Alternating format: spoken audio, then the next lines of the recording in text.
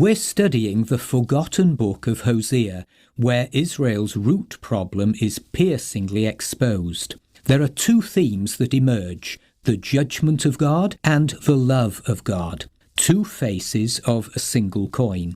In Hosea, there are unparalleled expressions of the love of God and the grace of God, and God's unbelievable depths of tenderness shine through so gloriously. To Israel, her decline was doubly imperceptible. It was unnoticed through its gradualness, and it was invisible to their pride. Israel was past her sell-by date and must come to judgment. The Lord uses such scathing word pictures: the inedible cake, chapter 7, verse 8, the first grey hairs, verse 9, the flustered bird, verse 11, and the flawed weapon, verse 16. Let me read Hosea chapter 7 from verse 8 to 10 in the Living Bible. My people mingle with the heathen, picking up their evil ways. Thus they become as good for nothing as a half-baked cake. Worshipping foreign gods has sapped their strength, but they don't know it. Ephraim's hair is turning grey, and he doesn't even realize how weak and old he is.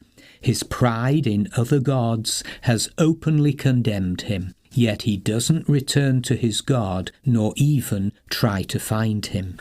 One commentator has written, "How better describe a half-fed people, a half-cultured society, a half-lived religion, a half-hearted policy, than by a half-baked scone? Mixing with the nations has resulted in such a loss of conviction. The unique identity of God's people has been obscured through compromise, pragmatism, and expediency. By mixing with the nations and ignoring the Lord, the nation was secretly losing her strength. She was having to pay tribute to foreigners to keep them at bay. No wonder God has to keep turning up the volume of his judgment until it reaches an intensity that captures Israel's attention. Only after the judgment has reached the terrifying magnitude of the destruction of the entire kingdom and the exile of its people will the seeking and returning take place. Chapter 3, verse 5. The nation has no direction. Ephraim is a silly, witless dove calling to Egypt, flying to Assyria. But as she flies, I throw my net over her and bring her down like a bird from the sky. I will punish her for her evil ways. Verses 11 and 12 in the Living Bible. The nation tries out every policy but the right one. They will not turn back to God, the true head of state. Israel's foreign policy kept altering. She changed alliances with every shift of the political wind, flitting from Mesopotamia to the Nile in search of an ally. There was an innate inability in Israel to come down off the fence and be definite.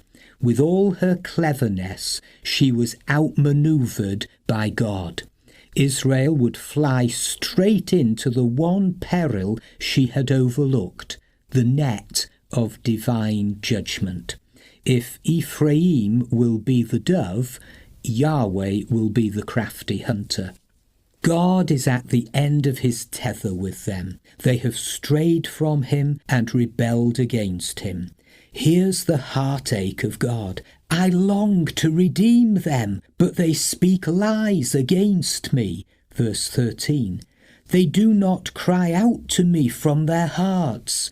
Verse 14.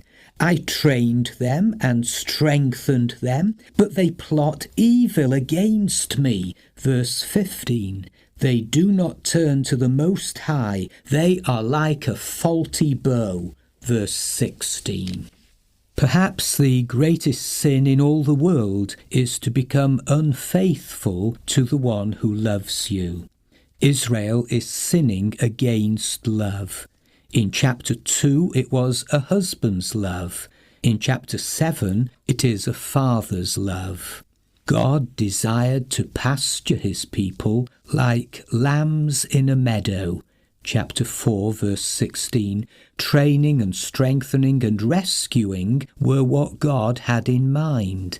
Israel's agenda was somewhat different: wandering, lying, rebelling, plotting, and insolence. Verse 16. Having turned from God and looked elsewhere, Israel had sown the wind. Now it will reap the whirlwind of consequences, and judgment is unavoidable, destruction inevitable.